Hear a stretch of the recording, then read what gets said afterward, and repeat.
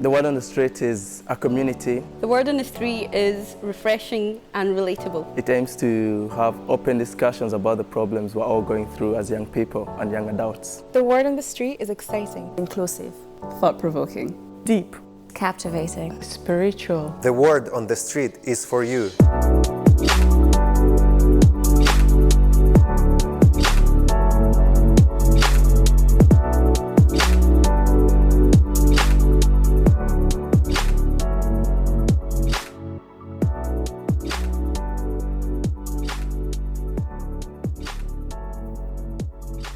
Personally, for me, I think one of the biggest issues facing young people, or probably the biggest issues, is mental health. It's just all about that subject of who am I? Who am I supposed to be? What am I supposed to be doing?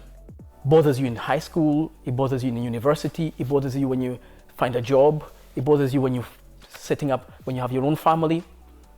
And especially as people coming out of university, it is difficult to feel like you're not alone because you're looking for jobs, and then there's so much pressure about finding finances, about moving out. And then you finally get that job, but it has to be your dream job, and then you look around, seeing your friends, they're driving, you're thinking, I should be driving too, so you start pushing yourself to do your driving lessons.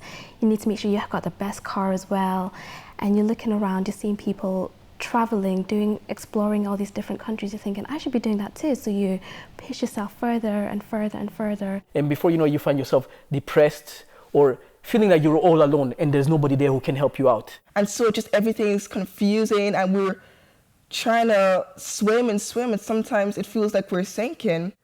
When we do feel like we're alone and that God is not there, we feel powerless. We feel powerless to overcome some of the challenges we do. Where I'm fortunate is where my faith gets involved, because I have God, and that's someone I can turn to. That's someone who I had to turn to and who I have turned to when I find myself feeling that I'm sinking too deep.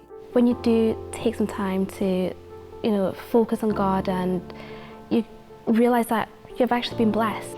So I go to God and I just ask, what is going on here? Where is my next path? What should I be doing? How do I become the best version of me?